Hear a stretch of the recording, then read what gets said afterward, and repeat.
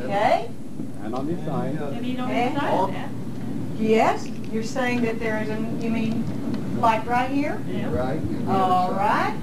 And where else? And up on top. Okay. Now where else? Assuming they're all perfectly square. Don't cringe. Oh, I know engineers cringe when they see things like that perfectly square. Okay. Where else? 3 by 3 square. 3 by 3. Give that man a hand. I could come and kiss him, but well, anyway. So 3 by 3. 3 by 3. See that? When you first look at a situation, it looks a certain way, and you think, "Oh my goodness, one of you has a relatively new association," and you think, "How am I going to get this off the ground?" Oh, and some people moved away, some people lost interest, and some people got angry because they weren't getting enough credit. Whatever it is that people need, and that's what we need a lot of times. We have to give the credit, and if you can do that, it really helps in an organization. Try to always remember when sometimes a program gets printed and the name was left out, and they get mad and they leave. Well, what you do is keep thinking of new ways. When you first look at something, you see 16 squares, or one way to do something. And as you continue to mind map, all of you, I'm sure, are familiar with mind mapping. Mind mapping is simply thinking of new ways to do something. Because I think of, when you guys are ready, just let me know, okay? They're rolling. Are you ready to show the videotapes back again? I can't see. No, we're going to have to rewind this tape. All right, can you be doing that, please? All right, today, June 28th, we are on a road. And this is one of the things that if we can get this across to our people in an association. I worked for 6 years with the Cerebral Palsy Telethon as a volunteer, and like you, I've had a lot of community volunteering. We got, in our state, I worked and got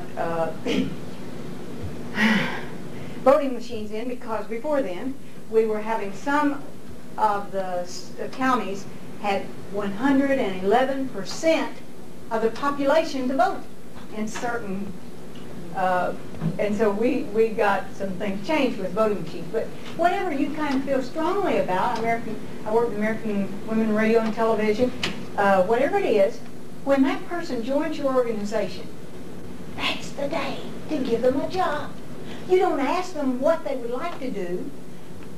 I mean, if they want to do something, if they want to be active, if they want, you say, okay, here's a list of committees, and you put them on one. And just like church I joined one day, I got a letter in the mail, and it said I was supposed to be a nursery worker the next Sunday. You know, I mean, they just put you on some committee, and you're there. It was all right.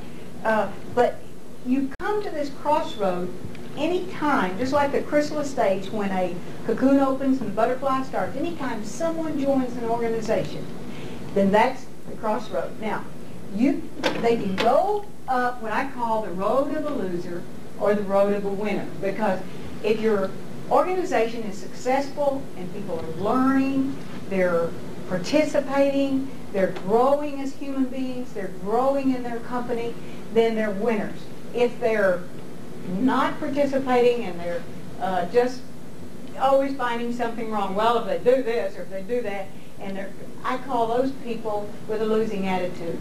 They're more, where the winners are result-oriented. You've seen this 100 times in all of your goal setting. They have a goal or a reason for being. When you're on a winner. Now, what's the difference?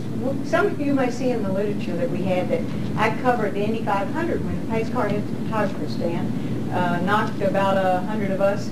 My husband got his neck broken. He's all right now. He's a tough guy. But when you saw that was any of the races, whether it's Indy 500 or the horse race or whatever, it's not that they win by being really a lot more intelligent than someone else, or their car is a whole lot faster. When horse wins, many times it's just by nose. When a car wins, sometimes it's just one around. It is amazing. It only takes a little tiny bit of extra effort to be from the losing side to a winner. If you can get somebody interested in what you're doing, then they will be not, well, as an employee, I call a loser a task-oriented person. They're just more, they're not so concerned about results or reason for being, or their objective. They're just interested in maybe looking busy, or sometimes people join just to have their name on the roll of an organization. Now, does that mean that there's no fog between where you are today and where you want to be in your organization? Of course there is. There is just as much work to do to keep your organization, your people. See, an association is only people. It's not so nebulous. It's Sam's and Philomena's, and it's all of us in the room. But because you're result-oriented, you want to have the Association of Automotive Engineers, worldwide, famous group of people. They're just a very strong group of people. All of the organizations are, as you hear about them. Since we manufacture highway equipment and Department of Defense things, I hear more about that particular one. But it's like a magnet that pulls you through all the fog of where you are now and where you want to be with your group. If you have your objective, if you'll see in your literature, you have an exciting title. I think one of the reasons TABS is so successful is those incredibly awesome titles that they have of the committees that they're having and the symposium that they're having. You look at it and you say, I want to go. I went 2 years ago when we came, and I'm not an engineer, but it was just so many things in there. We're so excited. I just love seeing things put together that are professionally done. And you draw people from all over the world. That's because, using the old term you heard 100 years ago also, people who are in organizations and associations, they have a positive mental attitude. There are people who are positive about where they want to go. They're what I call adult in the way they handle themselves and the way they make decisions. So you don't always get your way in an association. It's a team effort, but it's also being able to compromise a little bit in what you want. But you're adult. You don't get your kink in your back and leave just because everything you'd like to have doesn't happen. But if you can realize that this new member, Sam, with his enthusiasm, as he has a new member in his organization, and he puts them to work immediately, and they say, Sam, why don't we do so-and-so? And you know in your head, you tried that 3 years ago, and it didn't work. But rather than killing their enthusiasm, sometimes you have to say, well, that's interesting, how would you do it? You know, you become, instead of you're ready? Okay. Then you have emotional maturity about what you want to accomplish, and your objective can be achieved through creating this environment to motivate your people. Now let's see what happened. And I want you to be looking. When you get home sometime, if you have time, go through the booklet and jot down some ideas that you will see. But as you watch now, feel free to pick out what you like about the person you're watching, because this is an analysis. We're all friends in here. We're not going to cut Sam apart too much. Say that. But we want to see what do they do good when they have some gestures that are wonderful. Some say gestures. But it also, now, we don't want to have my part. We want to go back to, oh, he's ready to come on board. Okay, great. Well, let's all welcome that man, Sam. You're just sitting after. So now I would like for you to meet Sam Jacobs. Everybody give him a warm I'm Sam Jacobs. I work at USVI, and I've been a member of various professional societies, including TAPS and SAMPI and ASM, for quite some time. Even though I'm only 29 years old at this time, I've had over 20 years experience in professional societies. The real truth is that I find professional societies very challenging, mainly because every society has the same problem, the same opportunities to make individuals great. For instance, I look at professional societies like a three-legged stool. The three-legged stool, the top is success. And each leg represents something important for us to tell our members and to have them grow with. And most of you forget social. It's the third one, it's the third actual leg on the stool. But if you don't have social and bring in the families and bring in the wives and spouses, frankly, you're losing a third of the most important thing of all. Then you have your professionalism. And that's getting recognition from your peers. What's the easiest way to do that? Send out a travel request to go to a national meeting or a regional meeting. And your boss has to sign it and he says, what's ASM? From then on you got to wait. And then you got your technical. Everybody is successful because you're the smartest one around. You've got a whole national society giving you all your free information for your small fee a year. And that puts you better than everybody else around you. So join SAPI, join ASM, call me tonight, and I appreciate it very much. Thank you. Make notes if you see anything you'd like to help him with or to compliment him. So did you want to comment on that? No, let's go on through them and just let people I'm Kay Hedrick from the NMA chapter, the SDI chapter of NMA. I must take after her husband, who likes things short and orderly, because my main function is treasurer of the NMA chapter. But what I like best about it is, in comparing it to his little presentation, it's a little bit like getting ready to go to a family reunion. When the afternoon comes to an end and it's 5 o'clock and you've had a hard day, you may not particularly want to go to a dinner that may or may not be all that great, and participate in a program that you probably haven't read the little brochure, like I haven't read it. But once you get there, you're glad you're there because there's all the people that you worked with or didn't work with. I work in a very localized area where I don't see a lot of the personnel that work in the rest of the facility. And for me, it's like a family reunion in that I get to know those people that I would not get to meet in my normal workday activity. It provides training with the certified training courses, which I feel like anyone can use in either upward mobility or just to help you do your job that you're doing now better. And the social is very nice in that after the meeting is over, you get to socialize with some of these people that even working in the office, you may not get to talk to them in a social manner, or maybe meet the wife that they've talked about, you know, she's going to make meatloaf again tonight, but they're going to eat it anyway, or whatever. And for me, I have found it to be a very uplifting hour or 2 hours to spend once a month, and I would highly recommend it. Thank you. I like that one. I like the personal and sincerity. I thought the sincerity came through fantastically. No, really. And the air conditioner didn't distract her either. That was wonderful. I'm the chapter president with the American Society of Safety Engineers, and I don't want to get off course, but let me just tell you why I joined ASSE and why it would be good for you to join, at least think about joining. When my career took a turn from the estimating and cost proposal writing field into the safety field, I said to myself, now, how can I become a better professional in this field? What are some things that are out there that can bring me in touch with professionals such as yourself, organizations such as HATS, that can basically touch on some of the things that Bonnie has spoken on, the rewards of professional society and what they can do for you.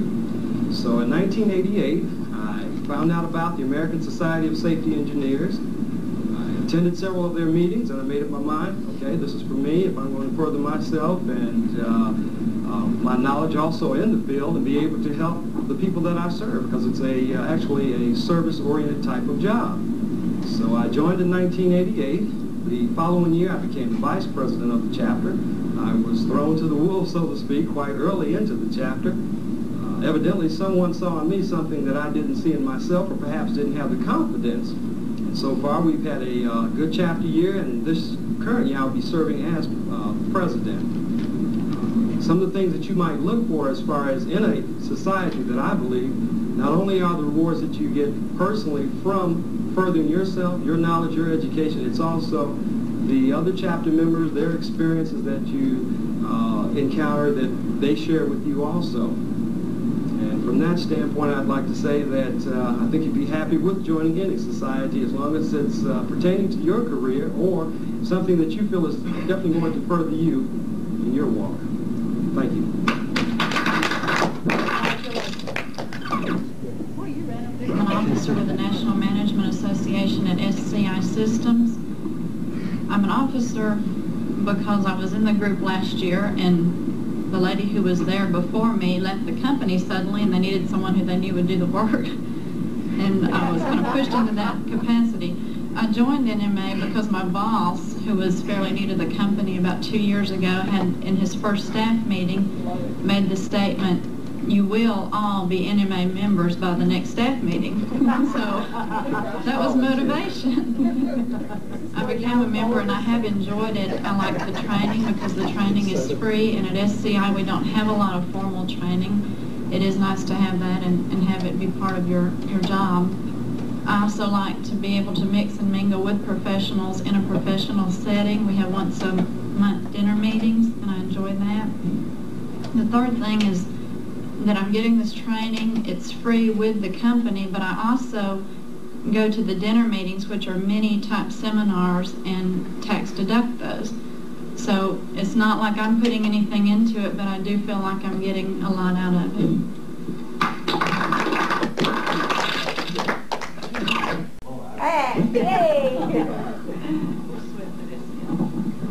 I'm Bill Frank. I'm the Vice President of the American Society of Safety Engineers, newly elected this year.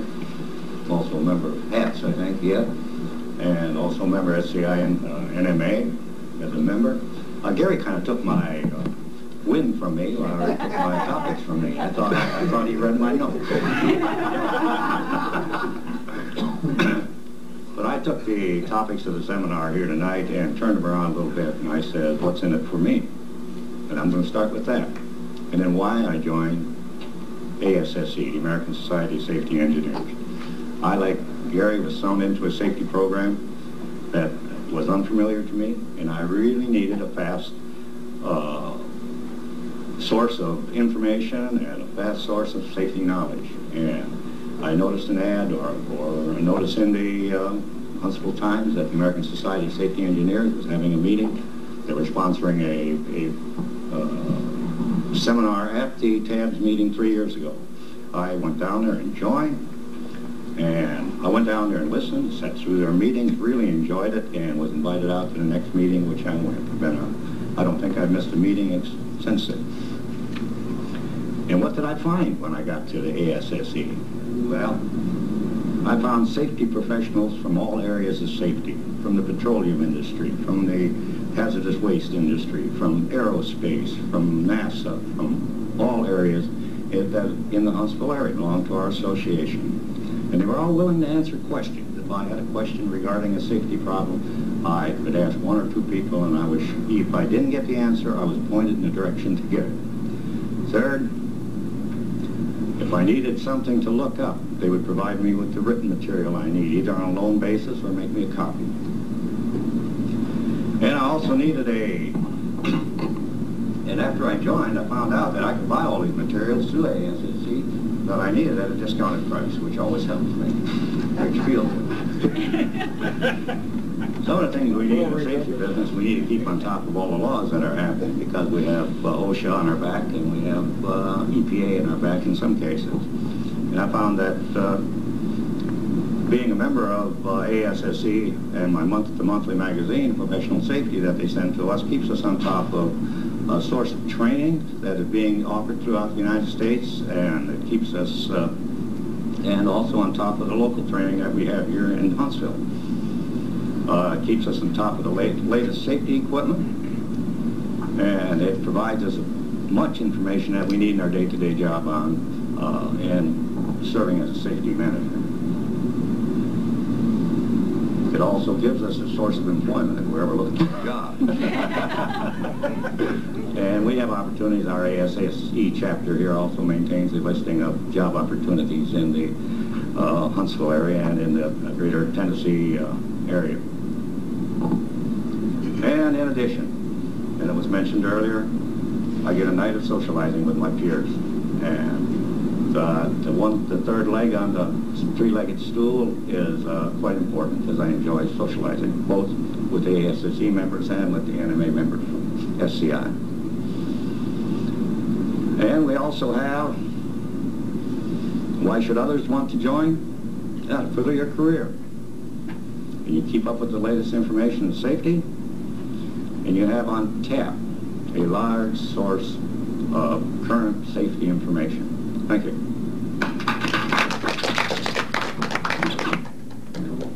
I'm a treasurer of the professional engineers this year.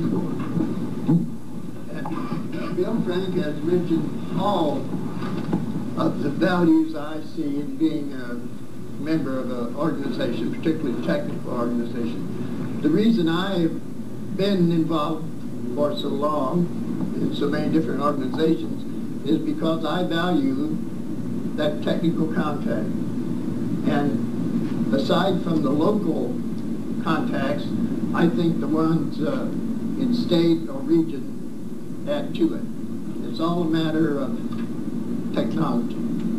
Thank you.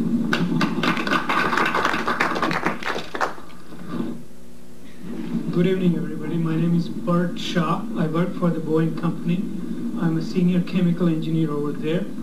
I'm a member of the Society of Automotive Engineers. I believe that this society is very important for all of us in Huntsville.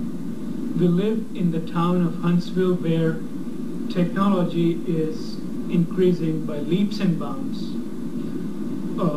We have all kinds of space technology research, development, computer companies going on. So we need something that will help us to develop professionally. We need a way to get together with our peers. Society of Automotive Engineers will help you to do just that.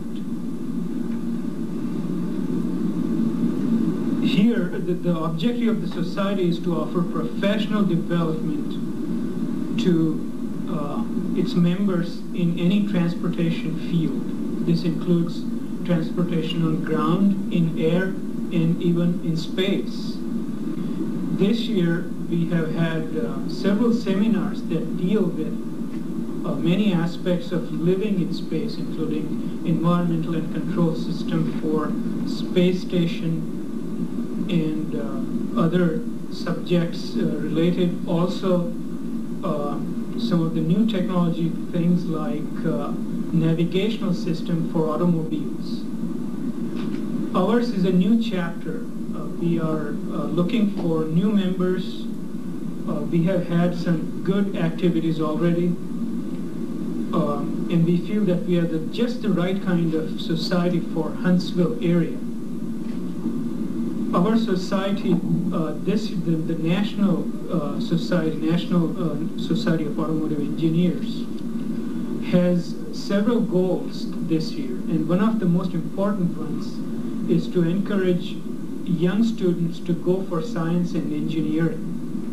If you went to President Bush's talk recently at Marshall Space Flight Center, you would have noticed a banner in his at the back of him that said that referred to the program called LASER, which stands for learning and learning about science, engineering, and research. That banner was donated by the Society of Automotive Engineers, and Society of Automotive Engineers is responsible for some of the main activities behind that.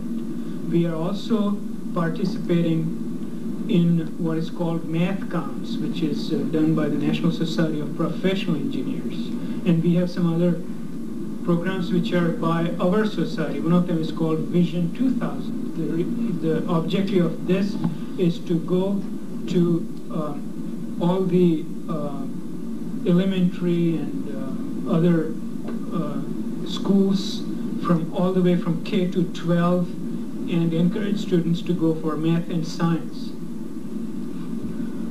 In fact, we have in our executive committee there is a member called Tracy Schote, whose job it is to go out, contact local schools, get the students and teachers and principals involved in this program. And we are donating hundreds and thousands of kits for these students to take part in, to design something on their own and learn more about transportation, space, and such subjects.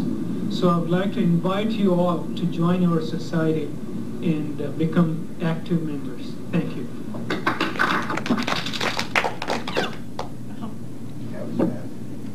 My name is Lord Utreja. Years ago, I got enrolled into electrical engineering. I was in third year of electrical engineering. I changed my mind.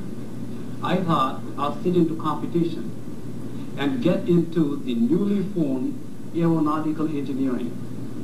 And lo and behold, I sat in the competition and got enrolled into aeronautical engineering. As a bonus, one of our teachers, who was from Princeton University, I still remember his name, David C. Hazen. He gave us a free membership to American Institute of Aeronautics and Astronautics. And guess what? I thought I was becoming an aeronautical engineer.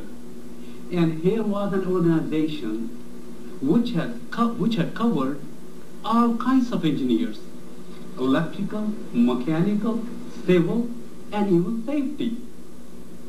I thought this is just the organization I want to belong to.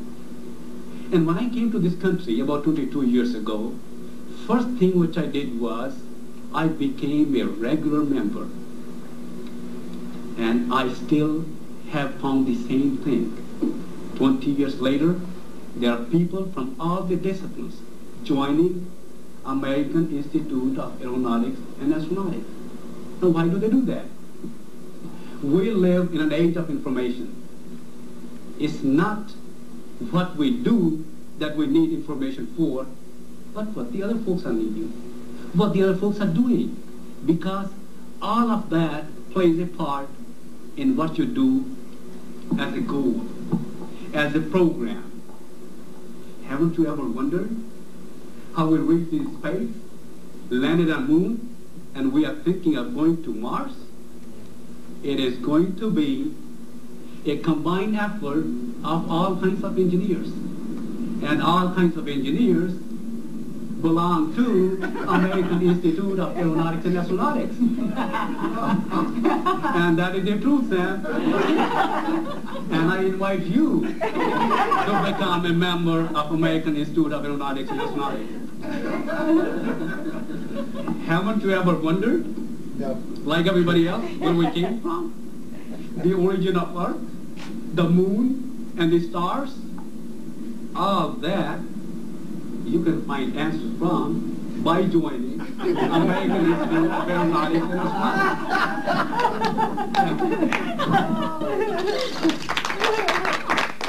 Should I replay that? Unaccustomed as I am to public speaking. I'm Philomena Gradska, and I've been involved over the years with a number of technical professional societies, and I've wondered over the years as to what technical professional societies are all about. And I've come sort of to the conclusion that we proclaim ourselves professionals. And what does it mean to be a professional? I interpret it now to mean that we profess a point of view. And by the professions we have chosen, we say something to the world about ourselves. That this is something we feel is worthwhile doing, and we do it for really two motives. One, I think we're all of us, all professionals, are altruistic. We want to do good. We think we're doing good for the world. And also, we want to do good for ourselves. So we profess a point of view. And so it's being a professional is more than just a job to us. It's not, we want to have some influence on the direction of our profession because we have joined it to do some good. And technical professional societies are a way that we can have a direct influence on the direction and the manner in which our professions are conducted, and also the manner in which we perform our duties. By joining a technical professional society, you join a community of like-minded individuals. And the interchanges we have at our meetings, the information we receive at these meetings, it opens up our thinking and makes us aware of the various options that are available to us for the purposes of doing good in society, also for doing health. And obviously, the manner of doing good is much better done together than separately. So I urge us all those of us that consider ourselves professional, to join a technical professional society, and in particular the societies that I'm representing, the AIAA and the Sigma Psi and the Society of Value Engineers. And thank you. Thank you, My name is Peter Kiss. I work at Centaur Incorporated. I'm one of the founders. I'm also an active member of several technical societies, one of which lodges AIAA. But tonight I'm here to tell you about the Armed Forces Communications and Electronics Organization, which I just finished being a president of over the past year. And as I sit and wonder why should somebody join it, I reflect back on why did I join it. And about 5-6 years ago, I was manager of advanced programs for CQ, Communications Command and Control. And I wanted to get out and meet a lot of people in that field to make contacts. So I joined the local chapter and got to meet several hundred people in the same field, which was great for marketing and exchanging information. The other things it offers locally, other than meeting people who are interested in the same fields, is we have monthly programs, technical presentations on various aspects of electronics, computers, communications. On the social end, we have 2 banquets a year where we bring the wives and usually somebody on a 2-star general or 3-star general level speaking to everybody. It offers national meetings and conferences and seminars on various aspects of the field to anybody who's interested. One of the real keys to a professional society, to me, is it allows younger people to get responsibilities which they might never be exposed to for a long time in the regular corporations. We can have young people who are a year or 2 out of college holding key positions and eventually moving up in an organization. That's a great experience. In closing, in terms of AFCEA, it's very inexpensive to join, $20 a year. And if nothing else, you get a great magazine called Signal Magazine. That's worth at least that. Hope you join.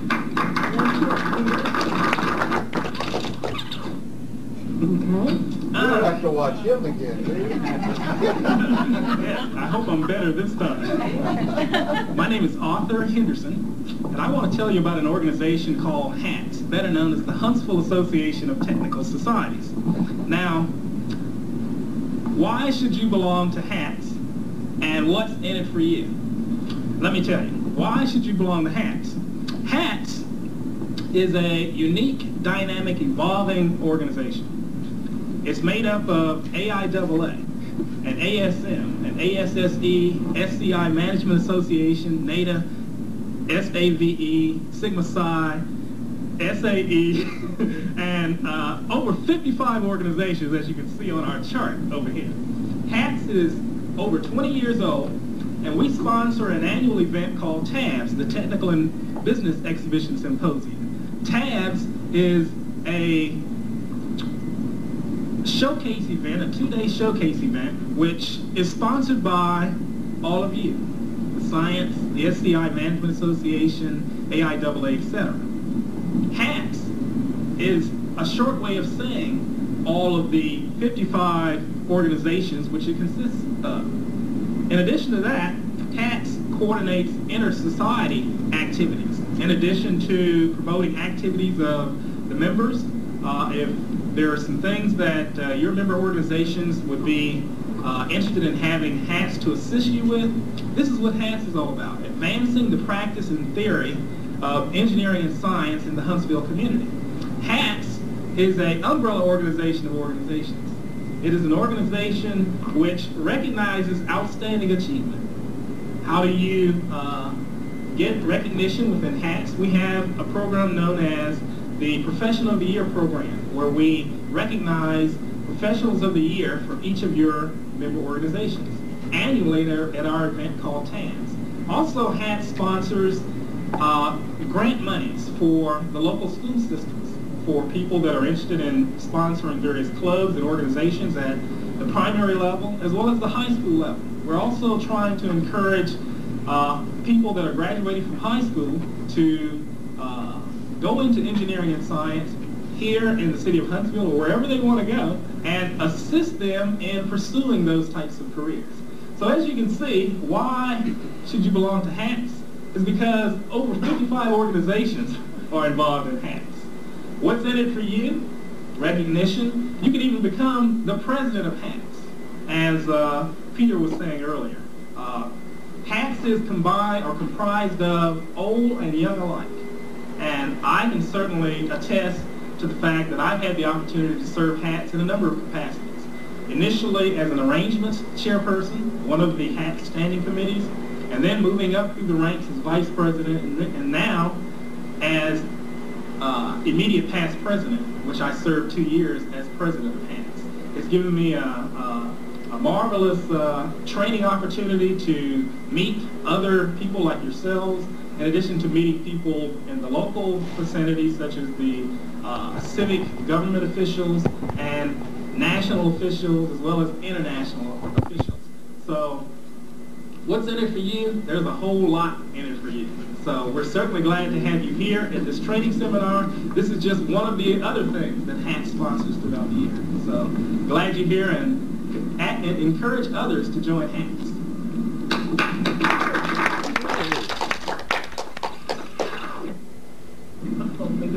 My name is Laura Lively, and I've been fairly recently employed with the Madison County Commission's Department of Planning and Economic Development. And I must confess that I'm not a member of a professional or technical organization. However, I am a member of several community service organizations, and I feel that this is just as important. So if that's what I know about, that's what I will tell you about. See, I'm very active in the Junior League of Huntsville, which is a national women's organization. The Junior League of Huntsville provides countless volunteer hours and thousands of dollars to our community, and has for over 40 years.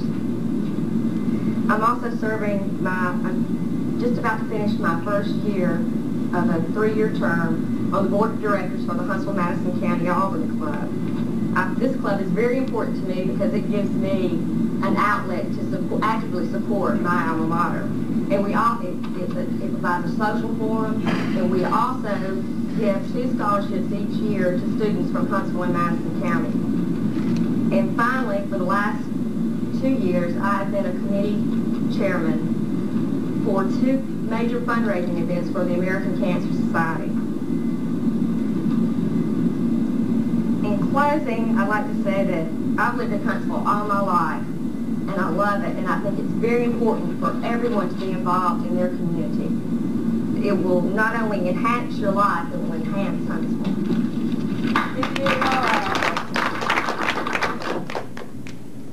Weren't you know what to do?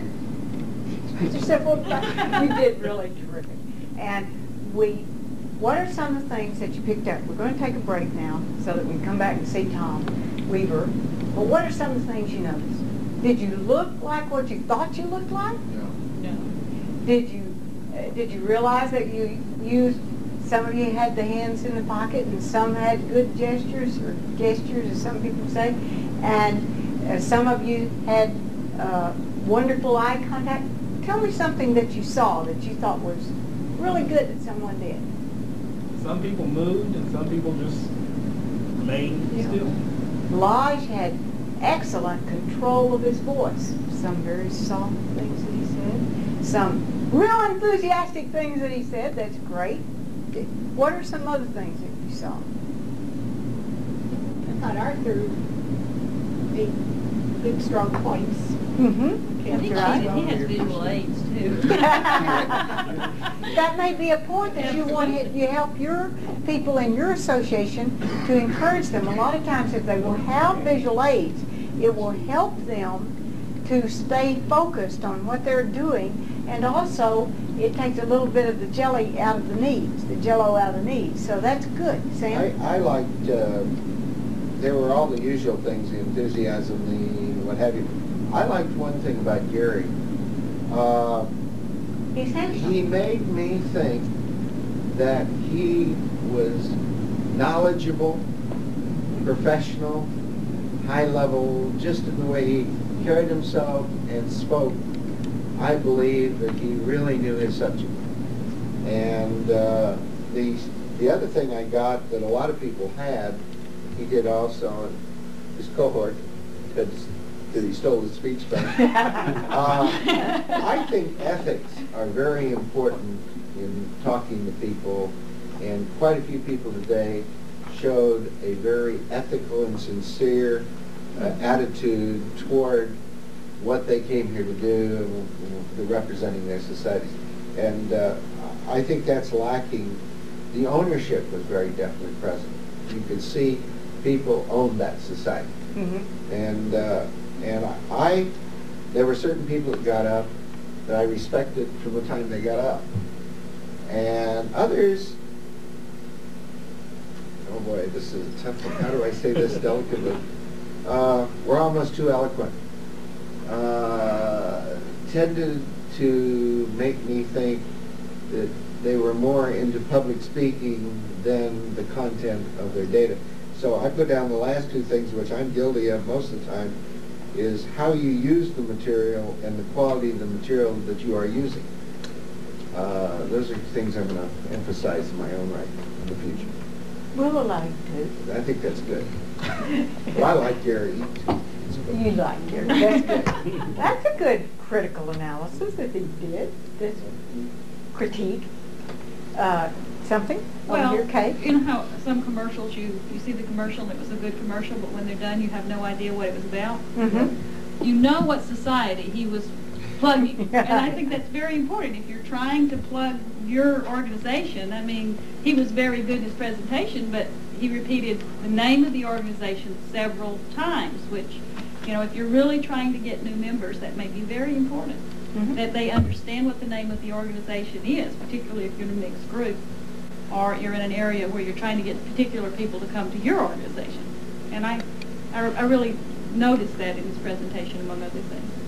When he said there are 55 organizations, yes, and yet we have only a few of them represented, but they're so good that no matter which association would like to use the videotape, they can still learn from it, so that they will be able to encourage members to become part of their association. So I thought that was an excellent one, because he did keep saying it, but see, the whole idea of tonight is to help you to go back to your association and for us to use the videotape, or them to find out how they can become involved and more active and participate and get excited and enthusiastic about who they are. And I think that this videotape that you're going to have is excellent no matter what organization or association of the 55 that are available. So I think that's Very good. Any other comments you'd like to make? Okay, let's take a break, and then we will come back and see Tom. And we wanted to have some impromptu interviews, and that was planned now. However, people didn't stick to their 75 seconds. So we will take about a 10-minute break, and so everybody 9-minute break. 9-minute Then break. everybody so set your watch. 7:45. What time do you have? Well, what? 7:44. Yeah, 7:44. Oh, okay. 7:30 day? 7:45. 7:45. We'll try to get back here. Okay, 7:49. So we'll cut the tape at this point. And we'll activate them again in the next 5 or 10 minutes. Oh, yeah. That was good. What did you say? I had a Okay. Do personality profiles quickly. Because our time is short, we're going to go through them quickly because it's terrific if you can have the person in your organization to fit into what he best can do with his personality. If he likes to work with numbers, it's wonderful if you can have him or her working with numbers. But before that, we were to have impromptu interviews, and we have one wonderful interview that I wish you would please help me in participating in this. And if we could, right at the moment, bring forward Bob from Wiley Laboratory from the great state of Michigan. Come on and give him a warm welcome. We're so happy that you're joined us. Bob DeForce, the Society of Automotive Engineers. Welcome. Thank you. Now tell us a little bit about going on vacation somewhere down in Florida and what happened on the way, Bob. Well, it's a long story, but to make it short, roommate and myself were on our way to a little vacation down in Florida. We just graduated from college and thought we'd come down to Florida to take a break and get away from it all. And on the way, we stopped in Huntsville and distributed resumes, and lo and behold, Wiley Laboratories hired us. Where did they find you? Well, somehow my parents got word to Wiley that we were out on a beach in Florida, and they found us out on that beach. And then what do you think about Huntsville now that you're here? I really enjoy Huntsville. It's a nice change from living in Detroit in a big city. Come on. I want to ask another question. Tell me what Wiley Laboratory does. Now remember, I just got off of Mars, so tell me a little bit about what you do. Mars is a far reach from I guess Earth, but Wiley Laboratories has just qualified the rocket that brought us up to you. All right. How about that? You test a few other things, don't you? Tell me. Yeah, Wiley Laboratories, I guess, has tested quite a bit of products that people use, but we've tested everything from the smallest switch in nuclear plants to the biggest rocket systems America has. Mm-hmm. Didn't he do great? That's wonderful. Any one of you have a question for him? See, the wonderful part about doing something like this, Bob, thank you very much. Bob DeFore from Wiley Laboratories. And see, if you have people in your organization that may be new and you're not sure, find out more about them, because most everyone wants to be involved and will be involved if you just find out about what they're interested in. Now, this probably everyone in this room has already been somehow involved in Performax or one of the types of systems, which can be a very 4-hour or 4-day seminar for you. However, we're going to do a real, I call it quick and dirty personality profile on each one of you, and there's 4 different personalities. Basically, there's no one that fits perfectly into that. And one is what we call a dominant Don or Donna. They race the motor at the red light. Can't wait when they take charge. And they're marvelous in lots of positions in an organization. But if you have someone that joins your organization and they're a take charge person, figure out some committee they can take charge of. And Then you have the influencer, the I. The I, I'm going to write it down in a minute. The I is the influencer, I-grama. They're the public relations people. They're the people that are always welcoming. They want to learn about you. They'll come up and, Philomena, tell me about you. You look beautiful, that pink and blue. They're always thinking of ways to get acquainted with other people, and they're just naturally terrific in marketing. So if you have someone join your organization like that, immediately give them a job as host or hostess or something where they can be up and meeting people and doing something that they enjoy doing. Because if you find a slot for people that fits into their normal personality, then they'll do it. And then you have a person who's what I call the steady Stan or Stacy. You can depend on them. They will be there to clean up the coffee and the donuts when everybody is gone. You can know that if you ask them to do a job, they will not leave until the last I is dotted and the T is crossed. They're very, very steady people. They're, as you can see in yours, I happened, when I went to the office today, I just grabbed one of them, and this happened to be one I do for groups in church organization, but you can still understand it. The S, status quo, security of the situation, time to adjust, appreciation, and identification with the group. They love joining things. That's the S down there, high S there. And they like to be a part of a group. The steady Stan and Stacy personality. We're going to see if we can't quickly find out where you fit into this. And then the C, the person with a high C, I call a competent Carl or Carla. They're people who are, usually they're the CPAs, they're the people who are engineers. Many, many engineers are competent Carl or Carla personality. However, there's a few in this world that haven't figured out which they are. They may be, they're competent Carls, but they're also influencing Ikes, and that would be a person like Arthur Henderson. He perfectly fits two different personalities. Wonder what that makes him. Schizophrenic. So let's see if we can real quickly see if we can find out where you are. Now we have first of all, I'm going to say, let me start up. Formal,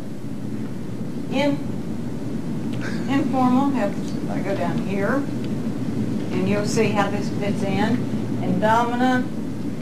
If you want to draw this on your chart there somewhere, and also I'm going to call it a flow with. Now, flow with personality, okay, I'll go along with it. What do you think that's a good idea? Now, most people, if you were going to say, I want you to do this for yourself, if we have time, we're going to get into a diet to try to do it, but it's probably going to not be possible. But when people are talking about you, do they say, or other people, and maybe yourself, are you a formal personality or an informal? Write it down right now. Just put formal or informal. I want to show you just real quickly kind of where you fit. And do you have a dominant personality, or are you more of a flow with of these two polars? Now, what you'll find out is you are possibly formal, dominant, or what I call the dominant Don and Donna personality. You're a person who would be incredible at running anything, and usually cannot be. You have to really work at being in a committee that you're not in charge of, because these are many times, if you see it there on your paper, authority, challenges, prestige, freedom, varied activities, difficult assignments, logical approach, opportunity for advancement, the dominant Don or Donna. So if you are there, then put this down. Now, if you're a formal personality, but you have a flow with, you can go along with some, then you're what we call the high I or influencer. Well, let me just put high. F-L-U-N-C-E-R. Okay. my computer spells for me. You are a person who, outgoing, you're probably just a natural. Sam, there's no doubt about it, that Sam is the public relations personality wherever he goes. He is. You can appropriate some personalities, and most people are not 100% one way or the other, but they are lean toward one or the other. Okay, if you mark that you're an informal person with a flow-with personality, then you're probably not in this room, because those people are normally What are you doing here? Is that you? Well, you're Bashful, reserved. Flow with. You lie about other things.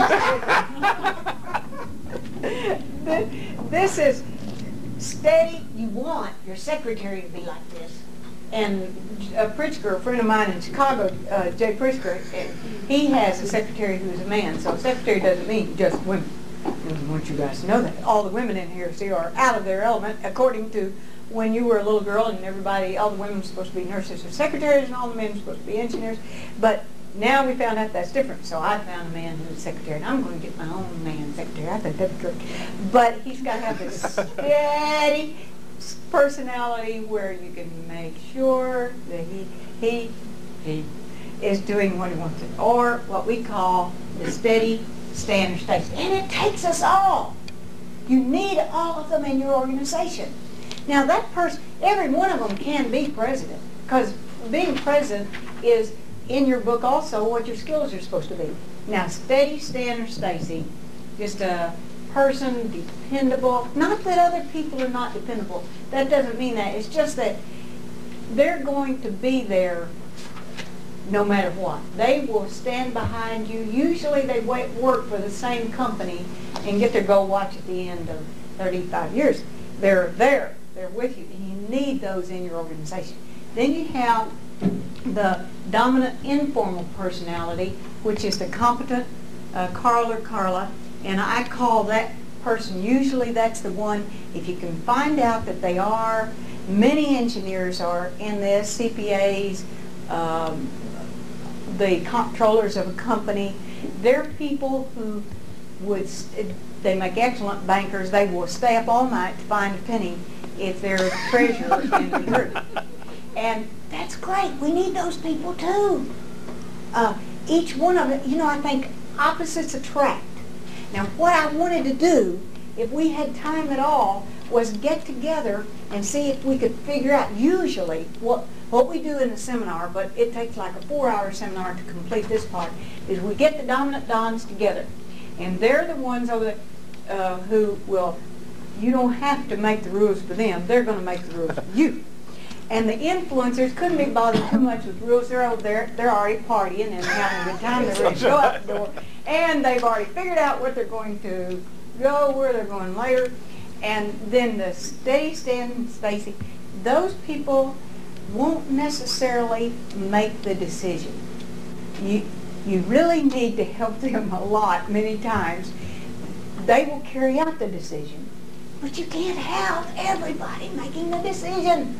I remember when one of my daughters applied to a college, she wrote in that little form where it says, are you a leader or a follower? She thought, I can put this down, and she checked that she was a follower.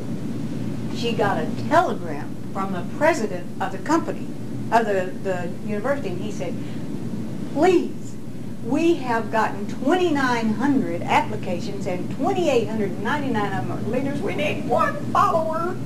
So please come to our. So we need the followers too, the people who are so steady. And the competent people, we need those too. So usually we get them in the group. Now they're going to have it all analyzed, and everything is going to be right down the line. Sometime, if you'd like to have another one, I would love to do a more complete personality profile, because it's wonderful. Maybe if you'd like, I've got other material that we can use. It goes into so many aspects of the personality.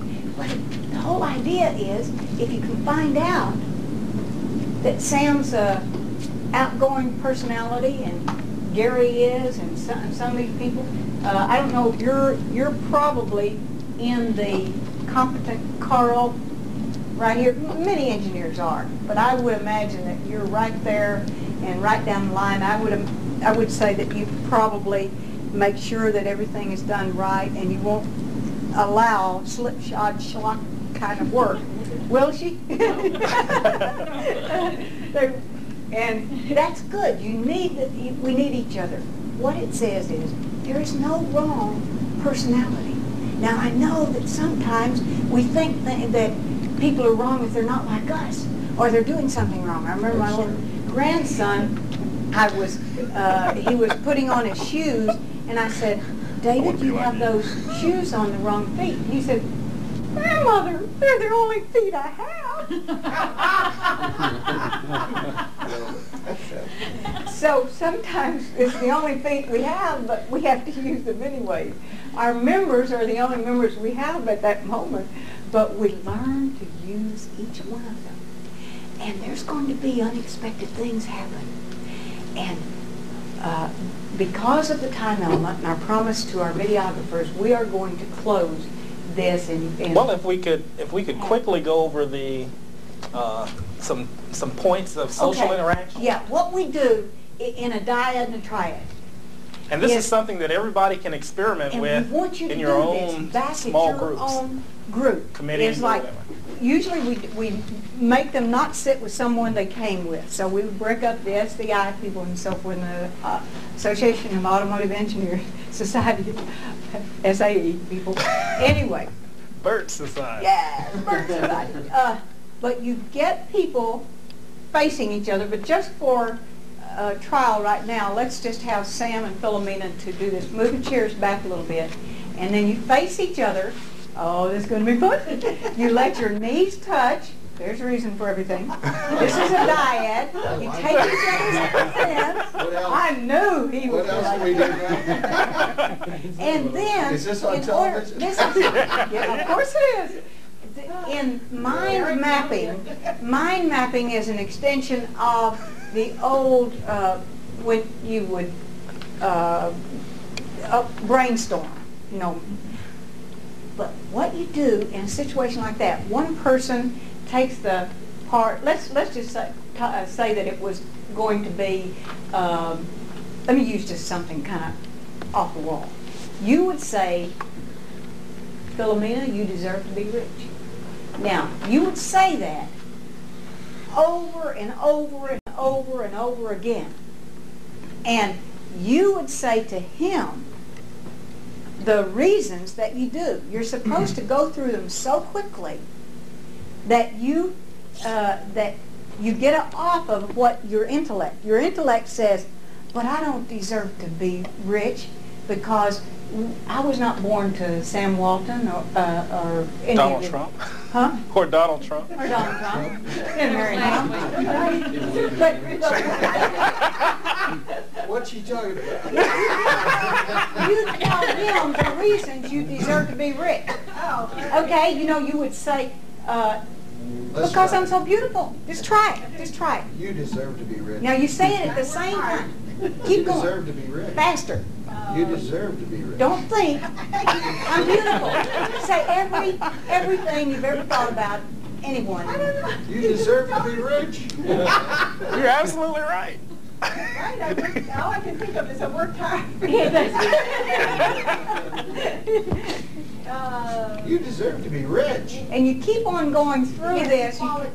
You deserve to be rich. Yes, you deserve to be rich. If you continue to do that, you will find out that as you mind map together, your mind will get past the intellect. She keeps saying, well, I work hard. I work hard. I work hard. And that's her intellect. But once you get past that, you can start saying, yes, I'm beautiful. I live in America. And on and on and on, you will think of reasons why you deserve to be rich. But you do it, you deserve to be a part of this organization. And you can use reasons that you deserve to be a part of this. Why is this a good idea to belong to SEI and NMA? No, you deserve to belong to SEI and NMA. And you say, yes, because I am detail-oriented, because I'm gorgeous, and you just keep going. And the idea is eventually you will pass through intellect and get to some really neat things that you can do. And mind mapping is simply getting a dyad going, or if there's a big crowd, a triad where 3 of you get together, and you think of questions to use. But what happens in your particular association, you will get everybody involved every time. And then some crazy things will happen. When I worked the 6 years as a volunteer for the cerebral palsy telethon, we did the telethon every year, and what we tried to do was to get the cerebral palsy children doing something on television if they would. Sometimes you had to drag them up there. You can get up here, Bob. And you had to start asking them questions. But one guy, it was a sad thing, he had been, his parents didn't understand a birth defect and had kept him at home in a room by himself and just kind of fed him. And community found out about him and brought him out. Well, he had always had a radio, and he learned to sing Blue Suede Shoes by that radio. And we found out he could sing, and so we were going to have him on television. And they had wires, and BDM is so incredible. Got things to cover all the wires. There's nothing to fall over except my table. But there were wires lying across the stage. It was because we had in a big armory. And so he got up there on his crutches, and he came up, and he got up to the microphone, and he sang Blue Suede Shoes. Oh, Elvis, everybody would have been proud of him. He did a terrific job, because he heard it so many times, and did great. Then when he started to leave the microphone, and he got his crutches and his feet all tangled up in the wires, he just crumpled to the ground. And he's still on camera, and the whole audience just went, oh, and it was just, you wondered what was going to happen next. And the camera stayed on him as he struggled to get on his feet again and back up to the microphone. And he said, well, I never did have that happen to me before, but I've always been looking forward to it. He wanted to be on television so bad that he knew that could happen. So sometimes when we try things, we know something could happen that wouldn't be in the script, but we go on and we do it anyway. I want to complete the time tonight, and if we have any get together, we can do Q&A, but this I want to finish with is called chrysalis. Chrysalis being the stage of change when a cocoon opens and a butterfly comes out. But as new members come into your organization, they're in the chrysalis stage. As a former school teacher, I like to use this and the analogy that perhaps you can see a little boy or a little girl in your own memory. Excuse me? We're videotaping next door and the noise is He coming always through. wanted to say things, but no one understood. He always wanted to explain things, but no one could. We'll be done in about 10 minutes. Sometimes because the noise is coming right it wasn't where anything, the mics are but picking he it up. wanted to write it in the sky, or carve it in stone. He would Done in lie about 10 on the minutes. grass, look up in the sky, and it was on him and the sky and the things God had put inside of him that needed saying. It was after that he drew the picture. It was a beautiful picture. He would look at it and think about it, and when it was nighttime and his eyes were closed, he could still see it. And it was all of him, and he loved it. When he started to school, he brought it with him, not to show anyone, but just to have with him, like a friend. It was funny in school. He hated to hold the pencil and chalk with the teacher watching and watching. Put your feet flat on the floor. It was after that his teacher came to him and said, "Wear a necktie like all the other boys?" It was all questions. Say, why don't you draw rockets and rocket ships like everybody else? Because when she had them to draw, he'd draw yellow. It was the way God made him feel about morning. So his mother bought him a necktie. He started wearing uniforms and drawing rockets and rocket ships like all the other boys. He threw the old picture away. And when he was alone, he would lie out in the grass and look up in the sky. And it was big and blue and all of everything. But he wasn't anymore. He was square inside and brown. And his arms were sticky. And the things inside him that needed saying didn't need saying anymore. Each of us has been placed here on earth and given life for some grand purpose. Each of us has been given a talent and a gift. It was put in us to develop, and through its development, to bless the people whose paths we cross and lives we touch. And that's what an association is all about. And you are the only one that can have your own meaning for your life and influence the people's lives that you touch through casting the bread upon water so it comes back to you. I have a premonition that soars on silver wings. I know of your accomplishments, Lord, and other wondrous things. I do not know beneath which sky nor where you have challenged me. I only know it will be high. I only know that working together as a team, in associations, that HATS represents all 55 of these associations, perhaps more of them, that each of you are great. Thank you.